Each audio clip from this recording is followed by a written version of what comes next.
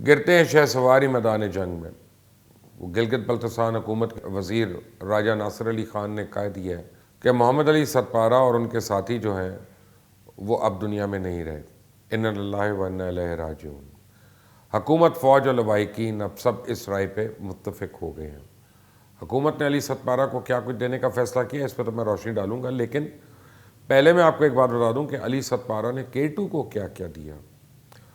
محمد علی ستپارہ کو اپنی زندگی میں یہ بڑا دکھ تھا کہ انہوں نے اتنے بڑے کارنامے کیے لیکن کسی کو ان کا پتہ نہیں چلا. پہلا بندہ ہوں جس نے 5 ونٹر ایکسپیڈیشن کیا. علی ستپارہ کے بارے میں اس کو کچھ علم ہی نہیں ہے. لیکن اسی ستپارہ نے جاتے جاتے K2 کے اوپر بہت بڑا احسان کر دیا، بلکہ یوں کہیے کہ علی ستپارہ نے K2 کو ایک نئی زندگی دے دی.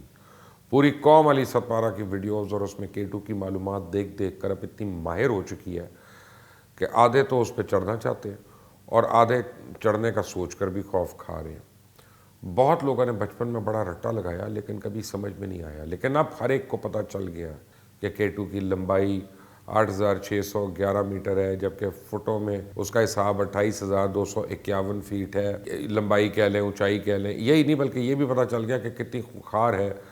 اس پر چڑھنے والے 100 لوگوں میں سے 29 لوگوں کو تو یہ اپنے پاس ہی رکھ لیتا ہے. اور تو اور ہمیں یہ بھی پتہ چل گیا کہ اس کا بیس کیمپ 5000 فٹ اور پھر اس کے بعد 4 مزید بیس کیمپس ہیں اور اس سے آگے باٹل نیک کا علاقہ ہے جس کو ڈیتھ زون کہتے ہیں. اس کی بھی اب مکمل انفارمیشن ہم پاکستانی کو زبانی یاد ہو چکی ہے. تھینک یو علی ستپارہ.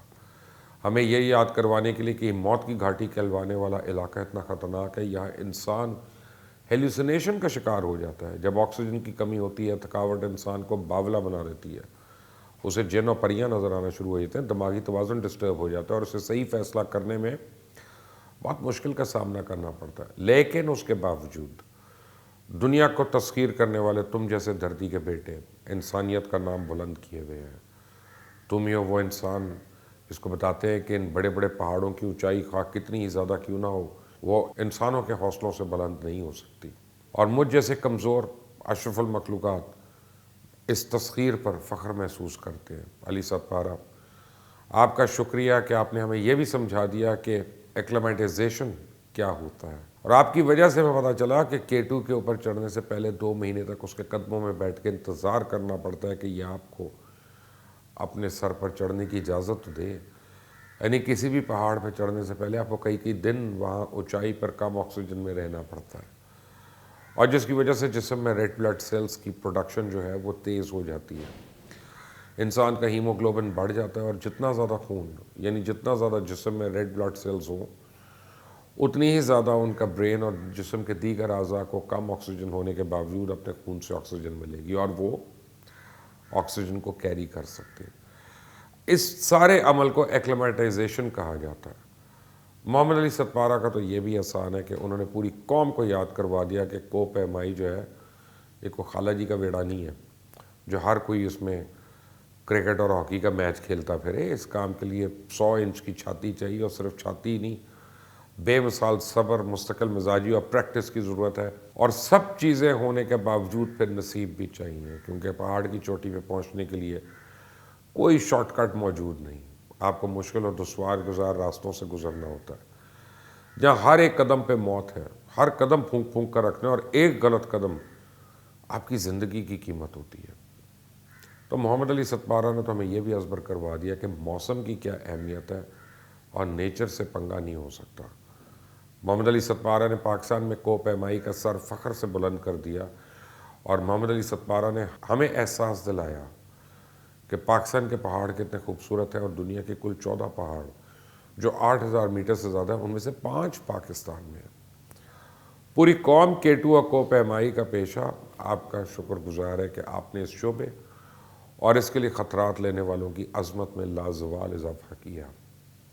محمد علی ستپارہ، آپ کی وجہ سے ہمیں پتہ چلا کہ 8000 میٹر عام لوگوں کے لیے صرف ایک میننگ لیس نمبر ہے، لیکن کو پیماؤں کے لیے جنہوں نے اسے سر کرنا ہے یہ ایک جان لیوا اور خون خشک کر دینے والا نمبر ہے جو ہمیشہ کے لیے ان کی زندگی کا فیصلہ کرتا ہے.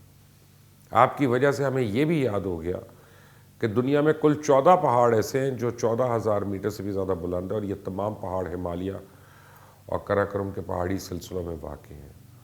آپ کی وجہ سے تو قوم کو یہ بھی پتہ چل گیا کہ اسکردو پہنچنے کے بعد کراکرم ہائی وے پہ 6 سے 7 گھنٹے کا 4 ویل ڈرائیو کا سفر کرنا پڑتا ہے. اس کے بعد بیس کیمپ تک پہنچنے کے لیے 7 دن کا پیدل سفر کرنا پڑتا ہے جو 90 کلومیٹر بنتا ہے. اور آپ کی وجہ سے ہمیں پتہ چلا کہ انسان کا حوصلہ اتنا بلند ہو سکتا ہے کہ تمام تر حالات، مشکلات، تکلیفوں کے باوجود اپنی منزل پانے میں کامیاب ہو جائے. آپ کی وجہ سے لوگ اس بات پہ یقین کرنے لگے ہیں کہ کوئی بھی شخص چھوٹا یا بڑا نہیں ہوتا، بلکہ اس کا کام ہے جو اس کو بڑا بناتا ہے.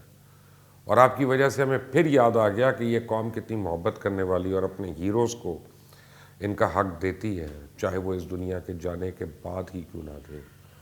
محمد علی ستپارہ، آپ کے ان احسانوں کے بدلے مجھے امید ہے کہ کیٹو پاکستانی قوم اور کو پیما آپ کو ہمیشہ یاد رکھیں گے. گلگت بلتستان کی حکومت نے تو کہا کہ علی ستپارہ اور ساجد ستپارہ کو سول اعزازات سے نوازا جائے گا. وفاقی حکومت کو اسکردو ایئرپورٹ کو علی ستپارہ سے منسوب کرنے کی تجویز دے دی ہے اور علی ستپارہ کے نام سے کو پیمائی کے لیے اسکول قائم کیا جائے گا.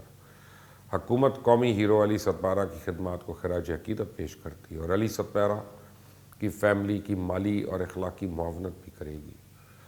قومی ہیروز کے بچوں کو تعلیمی اسکالرشپس دیے جائیں گے اور حادثات کا شکار ہونے والے کو پیماؤں کے خاندان کی کفالت کے لیے باقاعدہ قانون سازی ہوگی.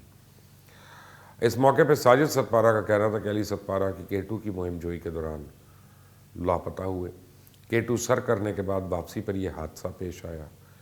کیٹو نے انہیں ہمیشہ کے لیے اپنی آغوش میں لے لیا. سرچ اینڈ ریسکیو آپریشن میں تمام دستیاب وسائل استعمال کیے گئے. میرا خاندان ایک شفیق باپ سے محروم ہو گیا. ساجد ستپارہ نے مزید کہا کہ پاکستانی قوم محب وطن قومی ہیرو سے محروم ہوئی. دنیا بہادر اور باصلاحیت مہم جو سے محروم ہوئی. میں اپنے والد کے مشن کو جاری رکھوں گا اور والد کے ادھورے خواب انشاءاللہ پورے کروں گا. پاکستان زندہ باد. علی ستپارہ، ہماری دعائیں ہمیشہ آپ کے ساتھ. اللہ حافظ.